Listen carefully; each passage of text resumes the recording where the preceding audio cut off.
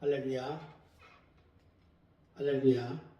이 시간에 함께 기도하고 시작하도록 하겠습니다. 하나님 감사합니다. 오늘도 살아계셔서 성경신학을 공부하는데 우리에게 지어가 명철 다해 주시고 전하는 자나 듣는 자로 한 가지로 큰 은혜 받는 시간 되게 하옵소서. 예수의 이름으로 기도합니다. 아멘. 오늘 강의 드릴 말씀은 글 안에서 있었던 일, 창세기 20장을 중심으로 해서 말씀드리도록 하겠습니다. 먼저 내가 무엇을 어떻게 믿어야 하는가, 한 번쯤은 이런 생각을 하셨을 줄로 압니다. 내가 교회 다니면서 신앙생활을 나름 잘하고 있는데 무엇을 더 믿으라는 것인가, 이런 생각을 갖고 있는 사람도 의외로 있습니다. 목회자도 성도들도 그렇습니다. 그래서 어떤 사람은 나는 교회를 믿는다, 이렇게 말하는 사람도 의외로 꽤 있습니다. 이것이 맞는 말일까요? 아니죠. 잘못된 말이죠. 교회는 뭐죠? 믿음의 대상이 아니고 다니는 것입니다. 그래서 인간적으로 믿는 것이 있고 또 신앙생활의 대상, 이것은 확연히 다르다는 것입니다. 그래서 우리는 신앙생활 하더라도 제대로 알고 믿어야 하는 것이지요. 이것이 구분되지 않는 사람들은 필경 문제가 발생합니다. 나는 목사님 때문에 교회 다닙니다. 장로님 때문에 혹은 권사님 때문에 제가 교회를 다닙니다. 이런 사람들은 분명히 나중에 문제가 발생합니다. 왜냐하면 나중에는 누구 때문에 교회에 못 나가겠다 이렇게 말하는 사람들이 의외로 있거든요. 그래서 우리가 믿는 대상은 누구다? 바로 예수 그리스도시라는 것입니다. 예수 그리스도가 신앙의 대상이고 우리의 구원자가 되신다는 겁니다. 그래서 이렇게 예수님을 믿는 사람들은 교회에서 받는 시험을 넉넉히 이기고 온전한 신앙생활을 할 수 있는 것입니다. 이제 두 번째, 교환 두 번째 보니까 어떻게 믿어야 하는가. 어떤 사람들은 열심히 믿으면 되지, 혹은 잘 믿으면 되지 라고 이야기합니다. 이것은 뭐죠? 기준이 모호합니다. 이렇게 믿으면 역시 오래가지 못합니다. 내가 믿는 것이 아니기 때문에 그래요. 다시 말해서 믿음은 뭐예요? 내 속에 있는 영이 믿게 해 주셔야 믿는 것입니다. 내가 예수님을 믿는다가 아니라 믿어진다는 겁니다. 하나님의 성령이 내게 오셔서 내가 믿어지게 되는 것, 이것이 바로 또 은혜인 거예요. 그래서 영어에서도 I believe Jesus Christ라고 얘기하는데 이게 아니고 I believe in Jesus Christ라고 얘기하는 겁니다. 내가 예수 안에 있는 거예요. 그래야 믿어지는 것이죠. 또 내 열심으로 내 의지로 예수 믿는다, 이것 역시 잘못된 것입니다. 잘 믿는다, 이것도 두루뭉실합니다. 하나님 입장에서는 이것이 아니라는 거예요. 그래서 열심, 의지, 저도 한때는 밤 저녁 11시부터 새벽 2시까지 거의 젊었을 때 아주 매일 이렇게 신앙생활 한 적도 있었어요. 그렇지만 이것이 꼭 하나님의 기뻐하시는 뜻이냐? 그렇지 않더라는 겁니다. 그럼 어떻게 믿어야 할까요? 영과 진리로 믿어야 합니다. 성령과 말씀, 말씀과 성령이 내 속에, 내 마음에 예수님이 오실 때에 믿어지는 거예요. 그리스도의 영이 임해야 내가 잘 믿을 수 있는 거예요. 보세요. 그 지성소 안에 법궤가 있고 위에 뭐죠? 그룹이 있습니다. 속죄소가 있습니다. 그래서 속죄소는 성령을 의미하잖아요. 말씀과 성령이 한 세트가 됐을 때 그 안에 속죄소, 하나님의 영이 임한다고 그랬어요. 그래서 그 속죄소, 또 시은자라고도 얘기하죠. 그래서 말씀과 성령은 서로가 나누는 것이 아니라 붙어 있어야 됩니다. 한 세트가 돼야 됩니다. 말씀하면은 성령 안에서 말씀을 보는 것이고, 또 성령 하면은 말씀과 함께 우리가 성령 안에서 살아야 되는 것이죠. 그래서 보면은 진리가 말씀이 믿어져야 된다는 거. 그래서 저희 교회 같은 경우는 성경 읽기 운동을 금년 초부터 시작했는데, 지금 이제 읽고 있는 사람들은 열심으로 또 읽고 있습니다. 그렇지만 말씀을 읽어도 뭐요? 영의 말씀이 임해야 되는 것이죠. 영의 말씀이 믿어져야 불못에 들어가지 않는 것입니다. 어떤 사람은 불못에 들어가면 어떻게 할까요? 라고 물어보더라고요. 그래서 그러면은 선생님은 어떻게 하십니까? 라고 얘기했더니 자기는 불못에 들어가지 않으려고 진짜 그 열심을 내고 자기가 가진 사명 하려고 하고 있다고 얘기해요. 그래서 열심보다는 하나님의 말씀과 성령이 선생님 안에 있어야 됩니다. 라고 했더니 그게 어떻게 되느냐고 얘기하면서 성경을 가지고 얘기했어요. 성경 말씀이 믿어지십니까? 믿어지는 것도 있고 안 믿어지는 것도 있다라는 거예요. 그리고 이상한 것도 있다라는 거예요. 그러면서 야곱 이야기를 했더니 갑자기 뜬금없이 리브가는 아주 나쁜 년이라고 얘기하더라고요. 왜 그렇습니까? 라고 했더니 쭉 얘기를 해봤더니 윤리 도덕으로 리브가를 알고 있었던 것입니다. 그래서 제가 말씀드렸습니다. 하나님의 말씀을 그 사람의 관점으로 보지 말고 하나님의 관점으로, 성령의 관점으로 봐야 됩니다. 하나님의 말씀은 비밀의 말씀이 숨겨져 있기 때문에 그 속에서 하나님의 의도하는 것이 무엇인지 알아야 됩니다. 그러면서 제가 설명을 해드렸어요. 여기 청교도 신학원 그 지난 학기 때도 제가 잠깐 말씀드렸던 것 같거든요. 창세기 27장을 강의하면서 어머니 리브가는 성령님을 의미합니다. 그래서 아버지의 상황을 누구보다도 잘 아는 사람, 야곱의 상황을 누구보다 가장 잘 아는 사람이 바로 리브가. 야곱이 하나님 아버지 역할을 했다라고 하면 리브가는 성령님을 의미한다고 이야기해드렸어요. 그러니까 세상 윤리 도덕의 잣대로 성경을 그렇게 판가름하고 이렇게 이제 빗대어서 믿게 되면은 이것은 큰 문제가 발생한다고 말씀을 드렸어요. 그래서 야곱은 영적 장자, 하나님이 원하시는 장자, 침노하는 자가 바로 야곱이고, 에서는 육적인 장자이기 때문에 육적인 장자는 구원을 받지 못합니다. 물론 에서가 구원 못 받았다 이것을 말하는 게 아니에요. 육적인 장자는 구원이 없고 영적인 장자라야 구원이 있다. 이것을 지금 말씀드리는 겁니다. 그래서 하나님의 말씀을 영적으로 이해되지 않으면, 하나님의 말씀이 영적으로 이해되지 않으면 구원받기가 어렵다는 것입니다. 그래서 성도와 주의종의 차이는, 성도는 설명을 못해도 이해가 되어야 됩니다. 그런데 주의종은 설명까지 할 수 있어야 된다. 그래서 요한계시록의 두 증인은 뭐를 알아야 돼요? 하나님의 말씀과 예수 그리스도의 증거를 전할 수 있어야 된다. 하나님의 말씀이 바로 모세의 율법과 선지자의 글이고, 또 예수의 증거는 신약의 말씀을 의미한다고 우리는 알아야 됩니다. 두 번째 이야기입니다. 이것에 대해서는 다음에 기회가 있을 때 또 말씀을 전하도록 하겠고, 두 번째, 아비멜렉에게 현명하심. 하나님께서 아비멜렉에게 꿈에 나타나셨죠. 그래서 지금 이제 아브라함이 20장 1절에 보니까 그랄에 거주하였다라고 이야기합니다.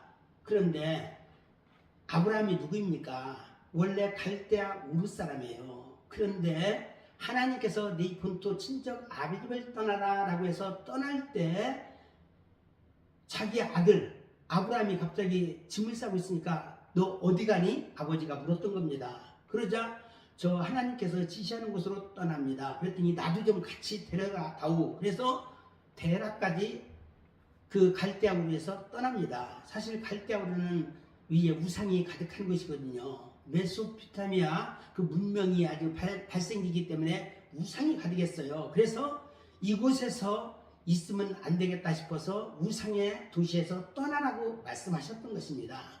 그래서 도착한 것이 하람 땅이었고 하람 땅에 살다 보니까 나름대로 살기 좋았습니다. 그런데 어느 날 다시 아브라함에게 소명이 떨어진 겁니다. 그래서 본토 친척 아비집을 떠나서 내가 내게 지시할 땅으로 가라 말씀하셨던 것입니다. 사실 내게 지시할 땅이 어디라고 미리 얘기했으면 아브라함이 가기가 편했겠죠.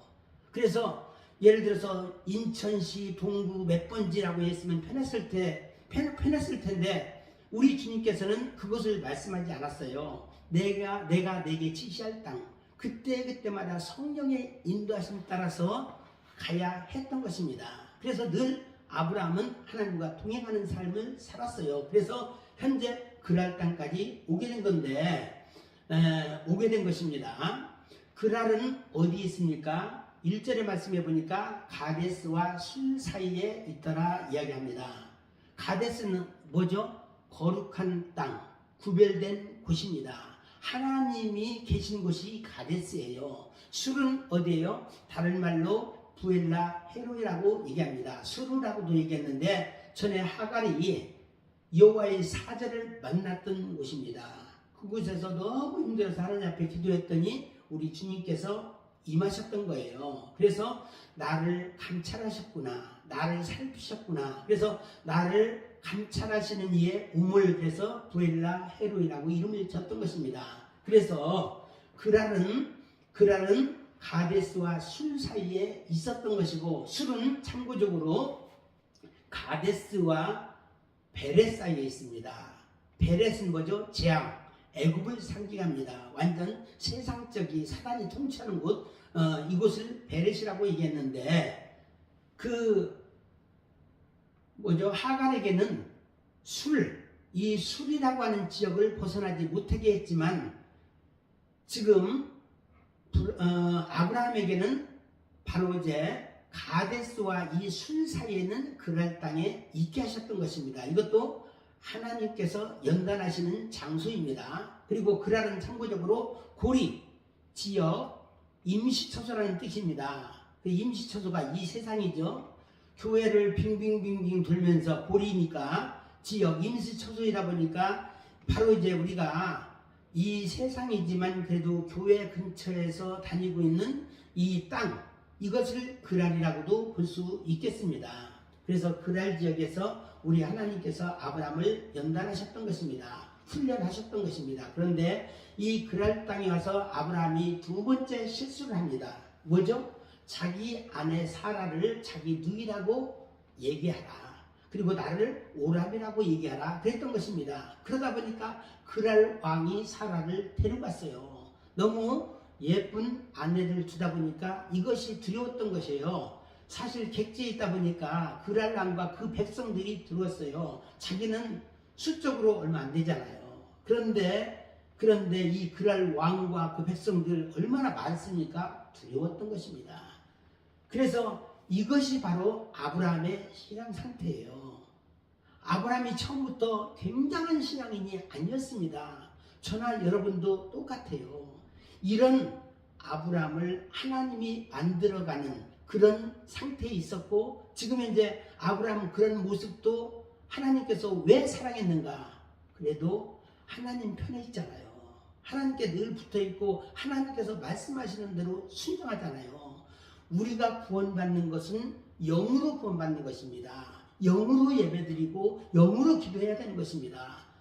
육으로 우리가 하나님 앞에 드리는 게 아니라는 것입니다. 만약에 육으로 하나님이 판단한다고 하면은 우리 사람들 속에 구원받을 육체가 하나도 없습니다. 다 죽습니다.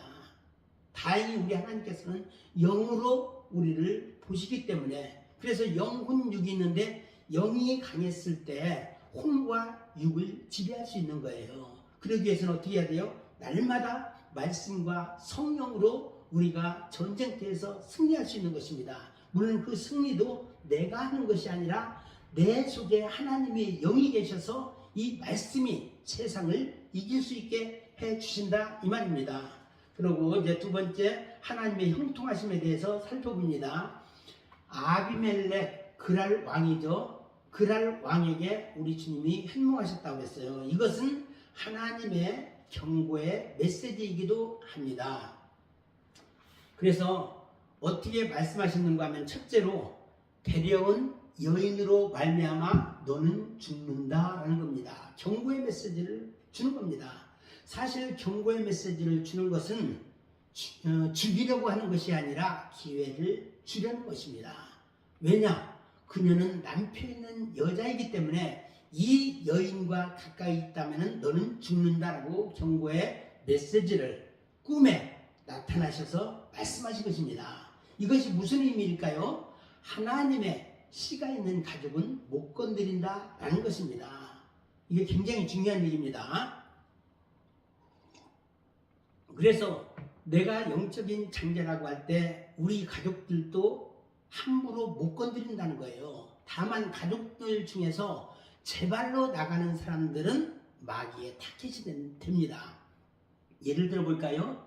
롯의 가족들 보니까 딸들에게 사위가 있었어요. 사위들도 구원의 대상이었던 것입니다. 그런데 이 사위들이 롯에게 붙어 있지 않고 어떻게 해요? 롯을 통해서 전달한 하나님의 메시지를 어떻게 해요? 농담을 알았어요.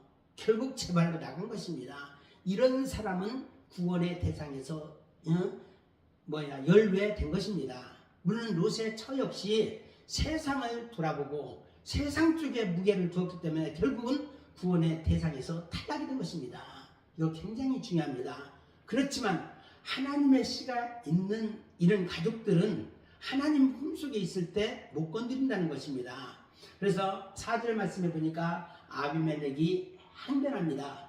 의로운 백성도 멸하시나이까? 얘기합니다. 그러면서 왜 이런 말을 했을까요? 그 여인과 가까이 하지 않았음을 지금 이제 계속 얘기했던 것입니다. 그러면서 또 한마디 얘기하죠. 변명을 하죠. 아브라함이 그 아내를 자기 누이라고 했으며 그 여인 역시 자기 오람이라 얘기하지 않았습니까? 그래서 제가 데려온 건데 제가 뭘 잘못했습니까? 라고 이야기합니다. 그러면서 아비멜렉은 과연 의로운 백성일까요? 세상 윤리로 봤을 때는 의로운 백성이 맞습니다. 그렇지만 하나님은 인정하지 않습니다. 절대로 인정하지 않습니다. 하나님이 인정하는 의인은 조금 잘못을 했더라도 늘 하나님 곁에 있으면 하나님만 바라보고 나가는 사람이라고 하면은 그 사람이 바로 의로운 백성이라는 것입니다. 그래서 의라는 게 뭐예요? 하나님만을 쳐다보는 것이 의고 그 밖으로 벗어나게 되면은 이것은 다 죄인 것입니다. 그런데 오늘 하나님의 씨가 한편으로 이 그랄 땅에 임한 거예요. 하나님께서 말씀하셨잖아요. 말씀이 애굽에도 또 그랄 땅에도 씨가 임한 것입니다. 하나님의 씨가 있는 백성은 열매를 맺었을 때 다 구원의 대상이 된다는 것입니다. 사실 구약의 말씀을 보게 되면 우리처럼 전도지를 다니면서 전도하지는 않았어요. 그렇지만 하나님의 백성을 때로는 애굽에 보내고 때로는 그랄 땅에 보내고 또 다른 모압이나 여러 곳으로 유럽에도 보내잖아요. 전부 이 보낸 것 자체가 씨를 퍼뜨리기 위한 것입니다. 이게 바로 하나님의 방법이에요. 그래서 또 아비멜렉은 계속해서 이야기합니다. 온전한 마음과 깨끗한 손님을 주장합니다. 다시 말해서 자기는 건드리지도 않았고 잠자리도 함께하지 않았다고 이야기합니다. 물론 이것도 우리 하나님께서 옳게 여기셨습니다. 왜냐하면 하나님의 씨를 범하지 않았기 때문이죠. 육도 건드리면 안 되는 거예요. 그래서 영육 모두 우리가 구원을 받기 때문에 그렇다는 것입니다. 그리고 계속해서 하나님께서 말씀하십니다. 6절 7절 말씀, 네가 온전한 마음으로 이렇게 할 줄 알았다는 거예요. 6절에서 그 말씀을 하고 있죠. 이것은 네가 범죄하지 않게 하려는 것이다. 한편 이 아비멜렉도 우리 하나님께서 인정하셨던 것입니다.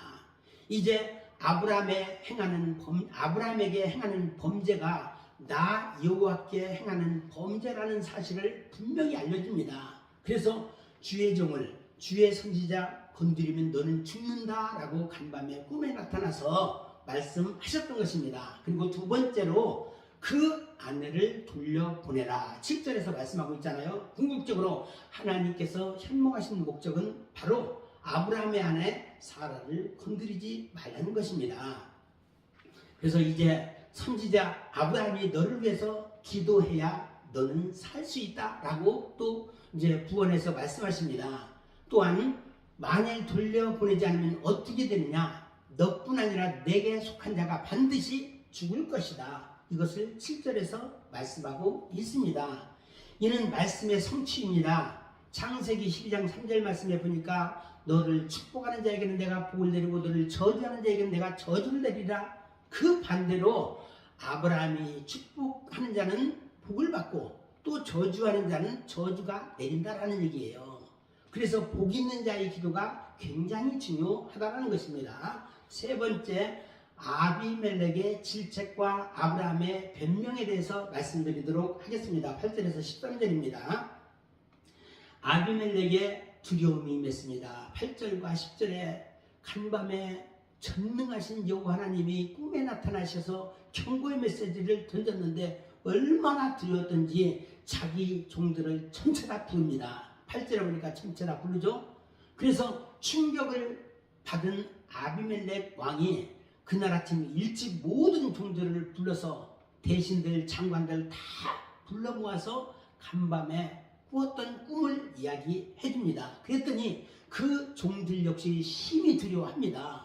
참고적으로 이방인에게 하나님께서 나타나신 것은 주로 경고나 심판을 내리기 위함입니다.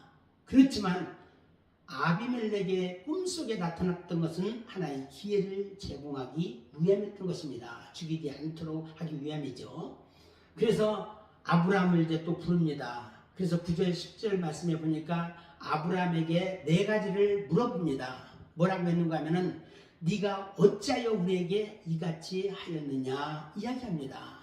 그리고 두 번째, 네가 무슨 죄를 지었기에 나와 내 나라가 큰 죄에 빠질 뻔하였도다 라고 이야기합니다. 그리고 세 번째, 네가 합당하지 아니한 일을 내게 행하였도다. 그리고 네 번째로는 네가 무슨 뜻으로 이렇게 하였느냐 말합니다. 사실 네 마디를 했지만 실제로는 같은 내용입니다. 요약하면 너 때문에 나와 우리 백성이 죽을 뻔했다라는 이야기입니다. 얼마나 충격을 받았으면 이렇게 같은 말을 네 마디씩이나 했을까요? 그러자 11절에서 13절 내용을 보니까 아브라함은 변명을 합니다.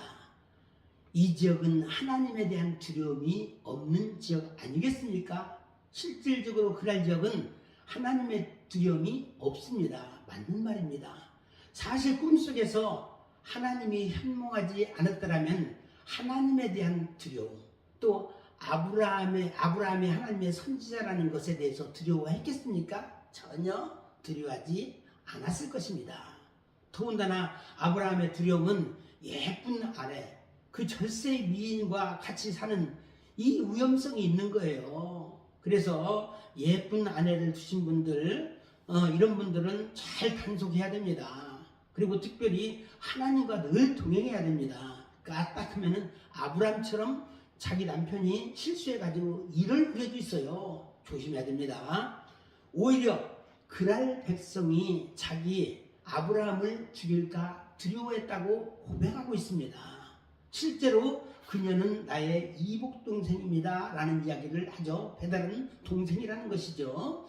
그 동생과 자기는 결혼했다는 거예요. 12절. 근데 사실은 그게 아니었죠. 두려워해서 그랬던 것이죠. 이렇게 아브라함이 형편없는 모습이에요. 그래서 자기 아내와의 약속이 있는데 가는 곳곳마다 위기를 만나면 그대는 나를 오라비라 하라. 그리고 13절에도 이런 얘기 했잖아요. 머리를 참 잘 굴렸던 것입니다. 만약에 자기 아내 사라가 임신했더라면 어떻게 되겠습니까? 이삭도 야곱도 하나님의 꿈이 다 없어지는 거예요. 한편 이것은 하나님께서 막으신 것입니다. 하나님의 섭리예요. 내가 하나님 안에 있을 때는 사실 세상의 어떤 그 다가오는 여러 가지 공포, 두려움 가질 필요가 없습니다. 하나님의 섭리 가운데 모든 것을 지켜줄 것이기 때문에 그렇습니다. 우리는 이런 믿음이 있어야 됩니다. 어쩌면 외지에 나가 살아가는 하루하루가 위험천만한 상황의 연속이라는 것입니다. 그런 속에서 우리 대한민국도 참 위험합니다. 우리는 나라 민족을 위해서 기도해야 됩니다. 아브라함 같은 경우는 너무 세상이 험악하고 위험해서 잔머리를 굉장히 잘 썼어요. 그러다 보니까 잔머리에 대가가 된 겁니다. 잔머리, 머리 굴리는 자를 시편 1편에는 뭐라고 말했죠? 악인이라고 했어요. 죄에서 악이 나오는 것입니다. 그래서 우리는 잔머리를 잘 굴리는 자가 되면 안 돼요. 이런 잔머리의 대가라도 하나님께서 이 아브라함을 하나님이 원하시는 그릇으로 만드는 과정 속에서 계속해서 훈련을 시키셨던 것입니다. 저나 여러분도 능력이 있습니까? 아니면 성격이 굉장히 좋습니까? 그렇지 않음에도 지금까지 달려오게 하신 것은 저나 여러분들을 잘 훈련시켜서 하나님이 원하시는 그릇으로 만들려고 했던 것입니다. 그래서 아브라함 역시 대단한 사람을 하나님께서 택한 게 아니에요. 우리처럼 못나고 부족하고 아주 형편없는 이런 존재를 하나님이 원하시는 사람으로 만들려고 했던 것입니다. 그래서 아브라함의 신앙 상태가 이런 모습이에요. 2번에 걸쳐서 자기 마누라를 우리는 팔지 않았잖아요. 이 불완전한 신앙, 이게 뭐죠? 100% 하나님께 맡기지 못했기 때문에 이런 일이 생긴 거예요. 우리도 믿음이 없을 때 하나님 나의 믿음 없음을 도와주세요. 큰 믿음을 가질 수 있도록 하나님 인도하여 주세요 라고 간절히 하나님 앞에 기도해야 될 줄로 믿습니다. 그리고 마지막으로 4번째, 아브라함 사건의 후기입니다. 14절부터 18절 내용이죠. 아브라함의 조치를 보면은 14절 말씀에 양과 소와 종들을 아브라함에게 보내줍니다. 왜 그럴까요? 아브라함이 대단해서 그런 게 아니에요. 하나님이 인정하는 굉장히 큰 사람으로 생각해서 아브라함에게 선물을 준 것입니다. 그래서 둘째, 사실 잘못은 누가 했어요? 아브라함이 했잖아. 그런데 하나님의 사람은 하나님께서 보셨을 때 의인은 비록 잘못했지만 아브라함에게는 한마디 책망을 안 해요. 다시 말해서 사라를 왜 이렇게 거짓말을 해가지고 그럴라니 세가도록 가만 놔두냐? 이런 얘기를 하지 않았어요. 누가 대신 혼났습니까? 그랄 왕 아비멜렉이 혼났습니다. 그래서 이 아브라함은 하나님의 큰 선지자라고 생각했기 때문에 양과 소와 또 곁들여서 종들까지 아브라함에게 주었던 것입니다. 그리고 그의 아내 사라도 돌려보내게 됩니다. 왜 그러죠? 하나님의 무시무시한 명령 때문에 그랬던 것입니다. 그래서 그랄 땅에도 하나님의 씨가 임한 것입니다. 애굽 땅에 그랬듯이 하나님의 씨가 임했던 것입니다. 그래서 아브라함이 가는 곳곳마다 전도의 씨를 뿌렸던 거예요. 지금처럼 우리가 전도지 들리고 이런 방식이 아니라 하나님은 하나님의 방식대로 가는 곳곳마다 메시지를 던졌던 것입니다. 이게 바로 하나님의 씨예요. 그래서 전 세계 곳곳에 우리 주님께서는 다 씨앗을 뿌렸던 것입니다. 아수르 땅에도 바벨론 땅에도 미국 땅에도 유럽에도 스페인에도 하나님의 씨가 임은 곳에 하나님의 씨가 자란 그 백성들, 남겨진 그런 사람들이 있습니다. 이들을 마지막 때 다시 추수하게 된다는 것입니다. 그리고 15절에 보니까 아브라함을 위한 배려도 합니다. 그랄 땅, 이것은 다 내 땅이다. 괜찮은 곳을 택하여 그곳에 거주하라 라고 선심을 씁니다. 모두 자기의 관할 구역이기 때문에 크게 인심을 쓰는 그런 입장이었습니다. 물론 이렇게 인심을 썼지만 아브라함이 가는 곳곳마다 어떻게 돼요? 100배의 결실을 맺게 됩니다. 벼락부자가 되는 거예요. 그러다 보니까 그랄 땅에 있는 사람들이 질투를 하게 됩니다. 그래서 그 우물을 판 데마다 내 땅이다, 내 것이다 라고 이제 얘기하는 바람에 그때마다 또 딴 데로 쫓겨나고 그렇습니다. 아브라함은 사실 성질 없는 게 아니에요. 아브라함도 성질이 있잖아요. 그럼에도 불구하고 원수 갚는 것이 누구에게 있다? 너에게 있는 것이 아니라 나에게 있다. 여호와 하나님께 원수가 없는 것이 있다. 우리도 세상에서 하나님의 일을 한다고 하면서도 또 싸우는 경우가 있는데 우리 하나님께서는 싸우지 말라. 길에서 다투지 말라 말씀하시는 거예요. 아무리 열불나는 사건이 있다 하더라도 모든 것을 하나님께 맡기라 말씀하고 있는 것입니다. 그래서 우리가 지는 것이 결국은 이기는 겁니다. 그리고 16절 말씀해 보니까 사라를 위한 선물도 준비하게 됩니다. 은 1000개를 준비해요. 과거에는 은이 화폐였던 것입니다. 은은 참고적으로 뭐예요? 수치를 가리게 할 목적으로 은을 주었던 것입니다. 은은 윤리 도덕을 상징하는데 한번 예를 들어 볼까요? 느부갓네살 그 땅에 있던 그 바벨론의 금신상이 세워졌잖아요. 머리부터 시작해가지고 이 다리까지 금, 은, 동, 철로 씌워졌습니다. 그 동상이. 그래서 금은 머리를 무엇을 상징합니까? 바로 예수 그리스도를 상징하고, 은은 윤리 도덕을 상징하고, 동은 판단하고 비판하고 하는 것을 상징하고, 또 철은 너무너무 열받을 때 발로 차서 죽일 수도 있는 그런 무기. 이 느부갓네살의 동상에 여러분의 모습이 그 안에 들어가 보십시오. 우리의 모습이 바로 금은동철로 돼 있어요. 머리에는 예수를 외치고 있으면서 또 이제 가슴팍에는 뭐죠? 의미로 무장합니다. 윤리도덕으로 무장해가지고 자기 상당히 거룩한 척을 합니다. 그러면서도 불구하고 뱃속에 들어갔을 때는 뭐예요? 돈으로다가 남을 판단하고 정죄하고 이런 게 우리 모습 아니겠습니까? 그리고 너무 화딱게 나면 이 밑에 철 있잖아요. 걷어차 버리는 거예요. 이런 것이 우리는 사실 머리부터 발끝까지 금신앙이 되어야 합니다. 어쨌든 은은 수치를 가리게 할 목적으로 은을 준 거예요. 은 1000개를 줬다고 했는데 세상 윤리 도덕적으로 완벽하게 떳떳함을 증명한 거예요. 10이라는 수가 완전수거든요. 그런데 10에 100배만 해도요 완전수예요. 세상도 이 사라가 윤리 도덕적으로 깨끗하다는 것을 지금 증명하는 방식으로 은 1000개를 주었다고 우리는 이제 성경신학적으로 설명할 수가 있게 됩니다. 그리고 두 번째 아브라함의 기도입니다. 17절, 18절 말씀에 뭐라고 말했죠? 아브라함이 하나님께 기도합니다.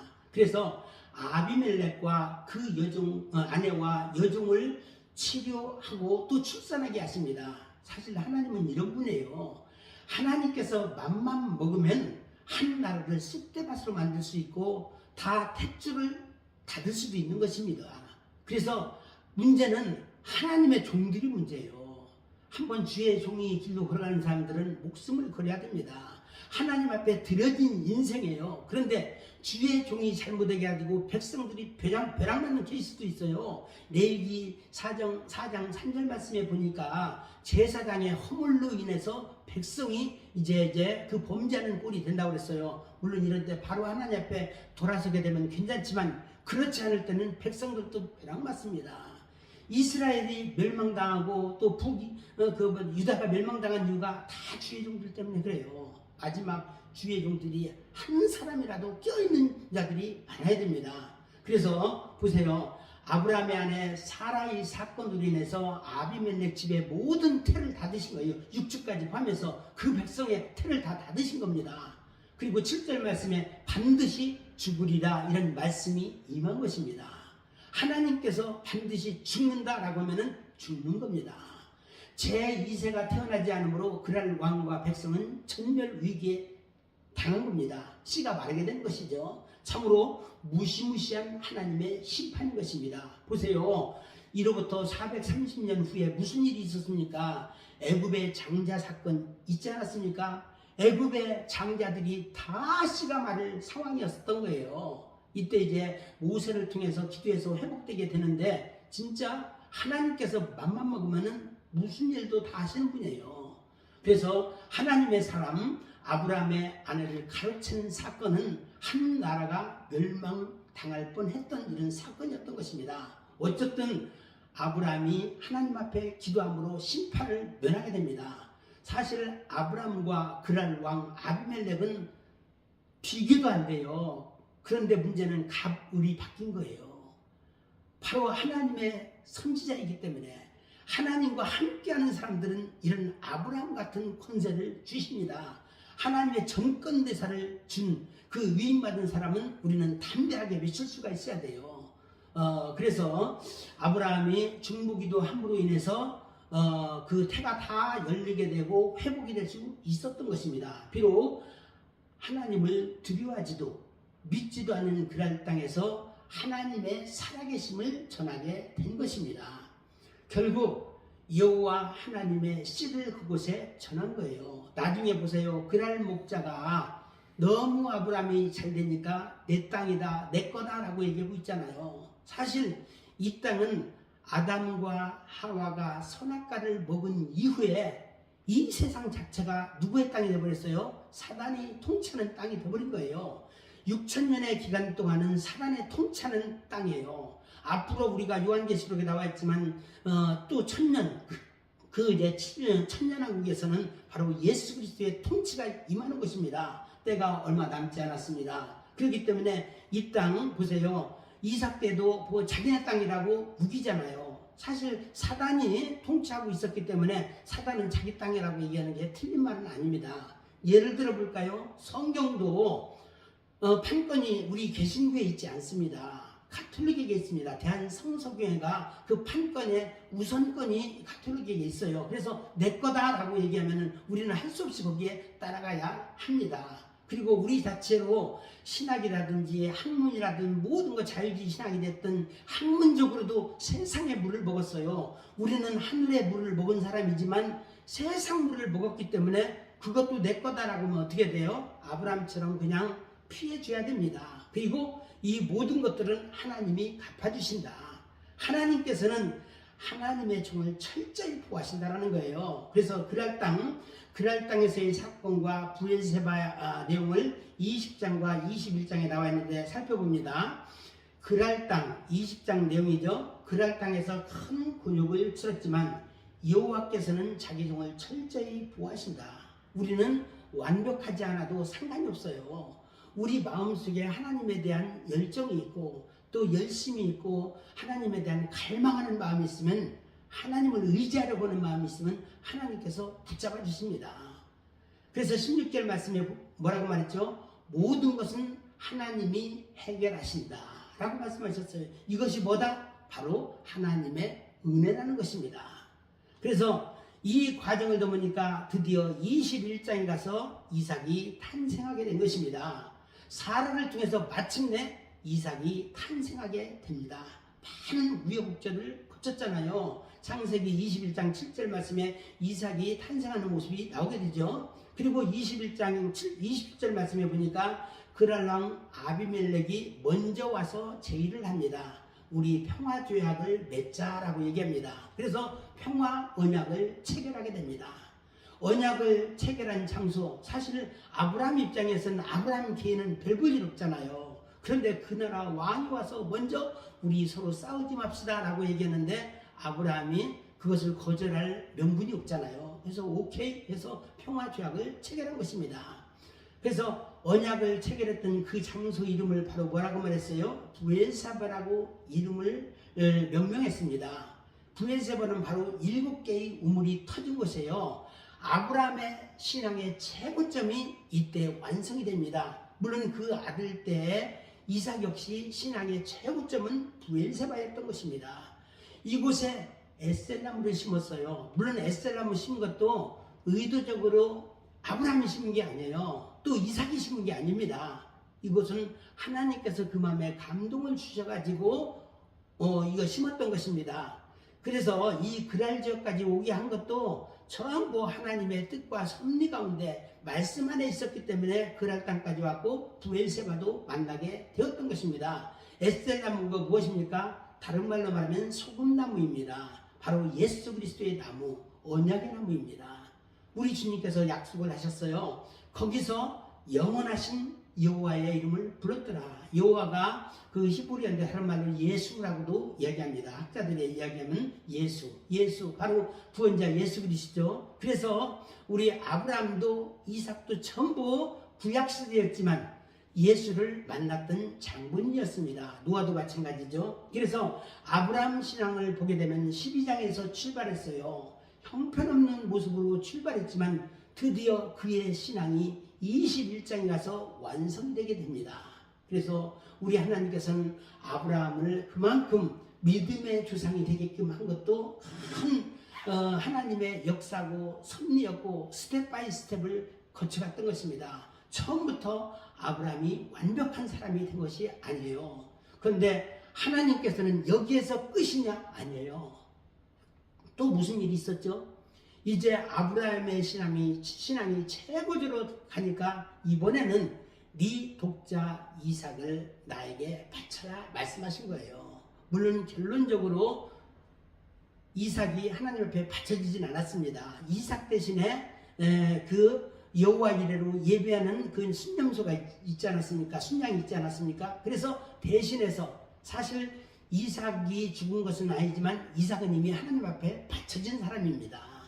그래서 어쨌든 아브라함의 신앙은 12장에서 출발해서 21장에 와서 완성이 되었던 것입니다. 결론입니다. 오늘 말씀 잘 되새기셔서 날마다 영적으로 깨어나시고 하나님의 말씀을 깨닫는 우리 모두가 되시기를 주님의 이름으로 부탁드립니다. 기도하고 마치도록 하겠습니다. 하나님 감사합니다. 오늘도 하나님께서 우리 가운데 함께 하셔서 아브라함이 브엘세바에서 있었던 그 사건들을 통해서 하나님을 다시 한번 깨닫는 우리 모두가 될 수 있도록 축복하여 주옵소서. 감사드렸고 예수님의 이름으로 기도합니다. 아멘.